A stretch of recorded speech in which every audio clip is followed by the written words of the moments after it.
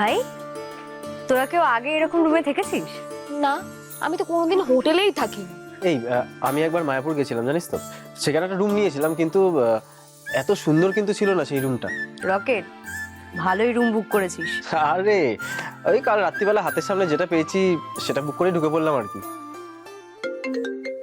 আচ্ছা, এক মিনিট। উফ, এই বিপুল ফোন করেছে, বুঝলি? দাঁড়া। হ্যাঁ বিপুল, বল।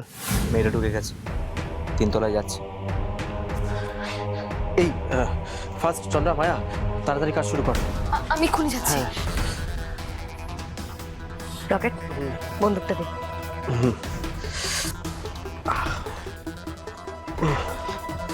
ধর ধর ধর। আসুন আসুন আসুন আসুন, ভেতরে আসুন। আরে আসুন না, কি দেখছেন, আসুন। রিসেপশন থেকে তো বললো রুম নাম্বার 7-এ যেতে। আপনি ভুল শুনেছেন, আপনাকে রুম নাম্বার 8-এ আসতে বলা হয়েছে। এইটা রুম নাম্বার 8। আমি আপনাকে ফোন করেছিলাম। ও, কার ম্যাসাজ হবে? দেখুন SIT বেঙ্গল প্রতি সোম থেকে শনি রাত 8:30টায় শুধুমাত্র জি বাংলা সোনারে।